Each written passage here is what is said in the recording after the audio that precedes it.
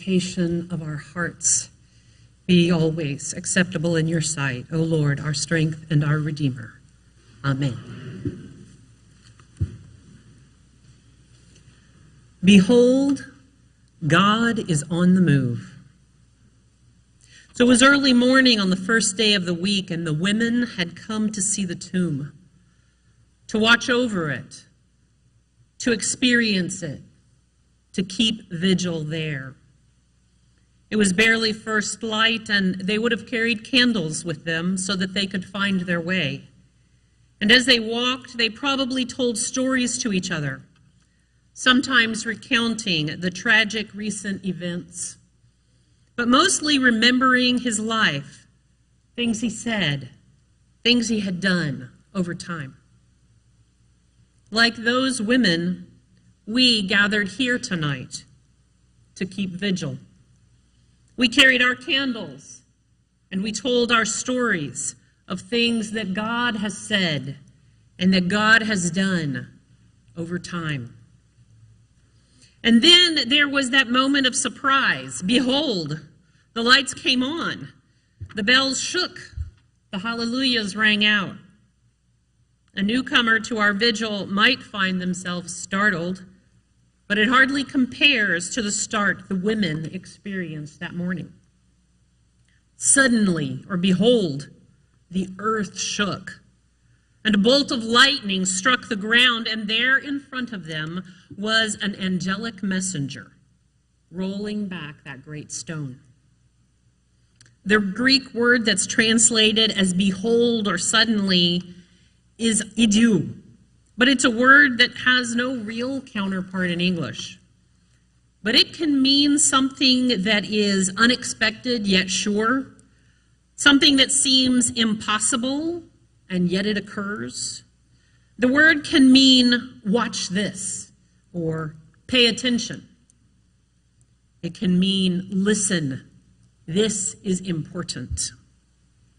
And in our gospel text that we heard tonight, there are 4 moments where this word is used. The first one, behold, or suddenly, the earth shook, and with lightning there appeared a messenger from heaven. Then twice that angelic messenger declares, behold, pay attention, listen up. Something that's impossible is occurring. Jesus is going ahead of you. Behold, Jesus is going ahead. And behold, you will see him there. Then again, we hear that same word when the women encounter Jesus on their way. Behold, listen up. Something that seems impossible is occurring. Jesus, who had died, met them on their way. They witnessed firsthand the truth that the angel had spoken. They were instructed to go and tell the disciples a message. And as they went, Jesus had gone ahead of them, and they saw him there. And then Jesus greets them. In our translation, it says greetings, but that word is deeper than that. That word is also used to mean rejoice. And it's also that word joy that mixes with the word grace. And I love the fact that grace comes from a root that means to lean in. So when we speak about the grace of God, we're talking about that God is leaning in towards us.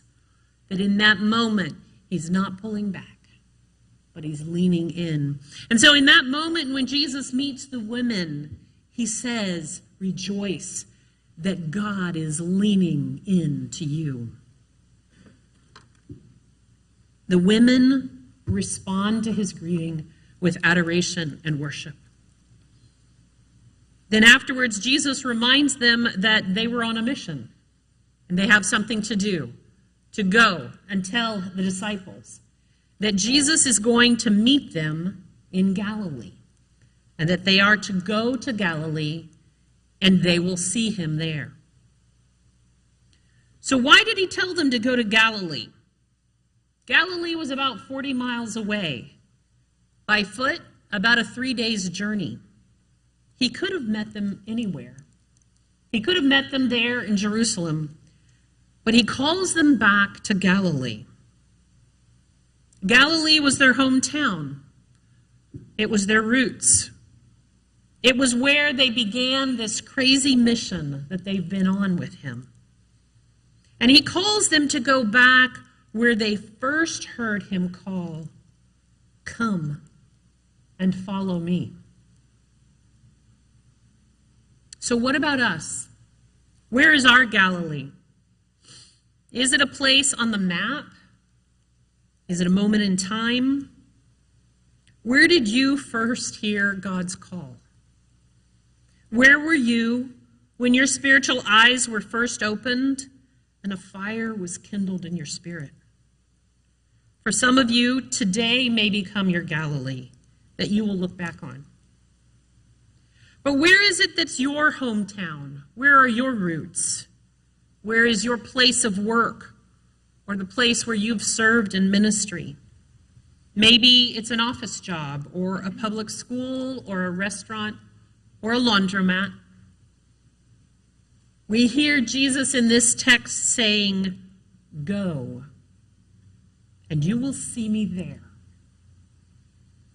The angel declared that not only would they see Jesus, but that he was going to go ahead of them. For the disciples, it was Galilee.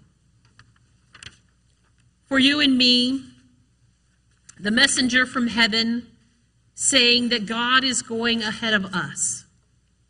Is God saying, "I'm going ahead of you into Fort Worth. Look for me. I'll see you there." Or maybe that God's going ahead of us to Crowley. We'll see God there. Or maybe it's a new job or a shifting relationship or a new calling in your life. And the angel is saying, "Go." God is going ahead of you, and you will see God there. Wherever it is we're going, God is going ahead of us. God will know the lay of the land. God will know what we're up against, and God will have been there before us. And if we keep our eyes open, we should be able to see him there. And there is nothing that can stop the plans of God from unfolding. This is the great mystery that we celebrate this night. That the chains have been broken, that there is no force or power or disease or political movement or warring factions or church conflicts, not even death itself, can keep God down. Behold, our scriptures say, God is on the move. And the messenger from heaven has declared that you and I are to be on the move as well. We are to go. And God is going before us. Let's keep our eyes wide open so we can see God there. Amen. Amen.